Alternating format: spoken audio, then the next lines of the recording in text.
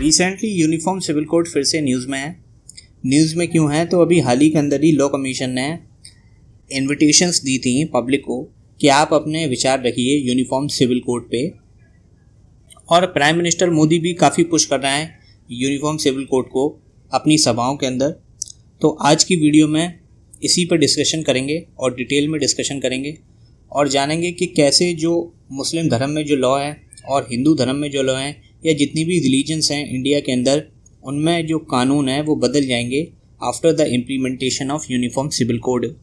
तो आज की वीडियो में इसी पे डिस्कशन करेंगे। इस टॉपिक में हम क्या क्या पढ़ेंगे अपने एग्ज़ाम से रिलेटेड। तो देखिए, कुछ फैक्ट्स जानेंगे यूनिफॉर्म सिविल कोड के बारे में। इसके अलावा कुछ चैलेंजेस देखेंगे कि यूनिफॉर्म सिविल कोड को अगर सरकार इम्प्लीमेंटेशन करना चाहती है तो क्या चैलेंजेस, क्या मुद्दे बने हुए हैं उसके साथ। इसके अलावा कुछ केसेस देखेंगे सुप्रीम कोर्ट के जो रिलेटेड हैं यूनिफॉर्म सिविल कोड से। इसके अलावा लास्ट में एक वे फॉरवर्ड देखेंगे for the context of uniform civil code. और लास्ट में एक प्रैक्टिस क्वेश्चन देखेंगे जो ओडिशा पब्लिक सर्विस कमीशन में पूछा गया था यूनिफॉर्म सिविल कोड में। देखिए, यूनिफॉर्म सिविल कोड का मतलब होता है कि बहुत सारे कानून हैं, उन कानून को मिला के केवल एक कानून बना दिया गया जिसे कहा जाएगा कोड।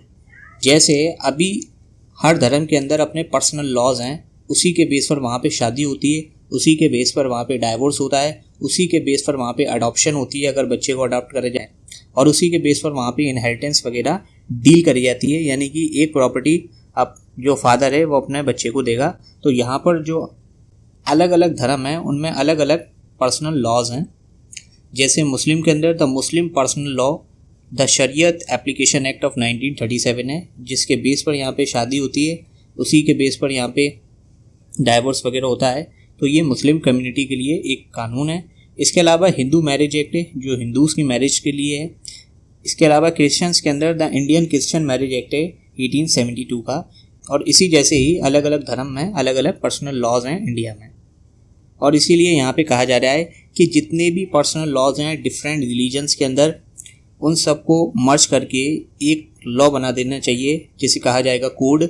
और ये कोड यूनिफॉर्म होगा हर धर्म के लिए और हर धर्म के सिविल मैटर्स के लिए। सिविल मैटर्स में यानी कि मैरिज, डाइवोर्स, सक्सेशन, इनहेरिटेंस, ये सब आ गए। तो इसी को यहाँ पे कहा जाता है uniform civil code.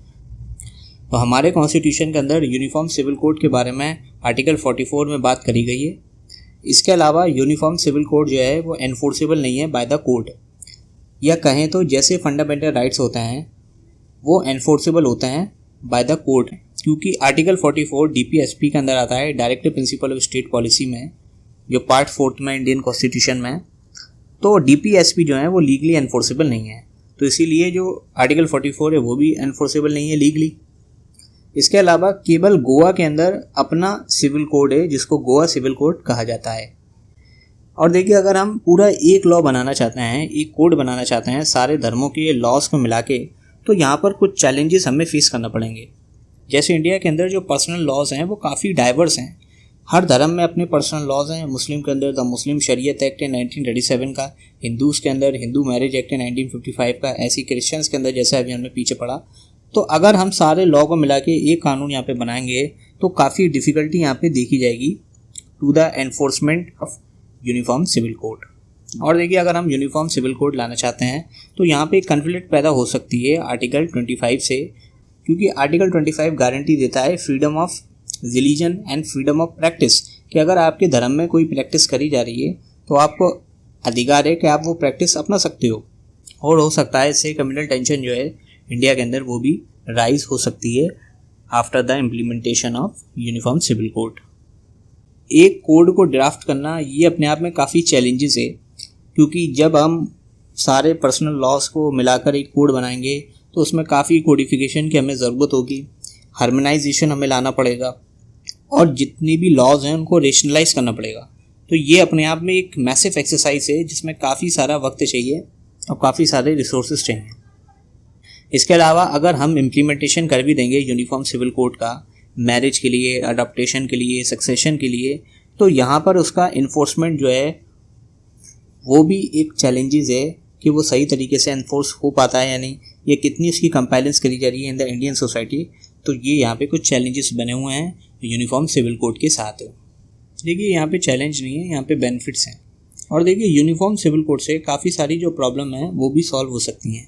For example के लिए कि यूनिफॉर्म सिविल कोड जो है वो जेंडर इक्वालिटी को बढ़ावा देगा, ये कहें तो जेंडर इक्वालिटी को प्रमोट करेगा। वो कैसे करेगा? तो डिफरेंट रिलीजन्स के अंदर कुछ डेग्रेसिव प्रैक्टिसेस मौजूद हैं।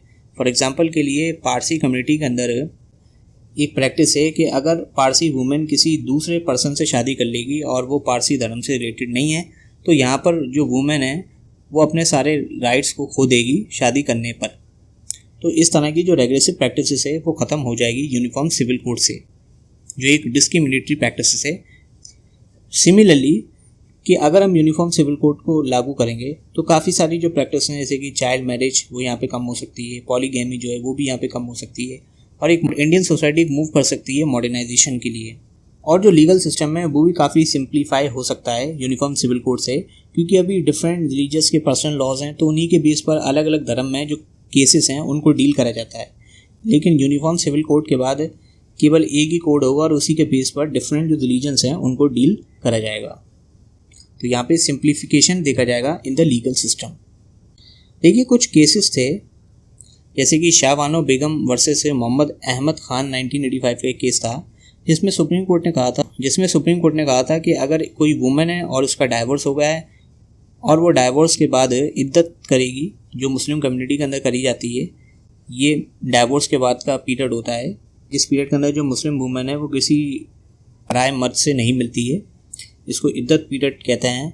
तो इस पीरियड के बाद भी एक वुमेन जो है जिसको डाइवोर्स हुआ है वो मेंटेनेंस को क्लेम कर सकती है। ये बात कही गई थी शाह बानो वर्सेस मोहम्मद अहमद खान केस से 1985 में सुप्रीम कोर्ट के द्वारा।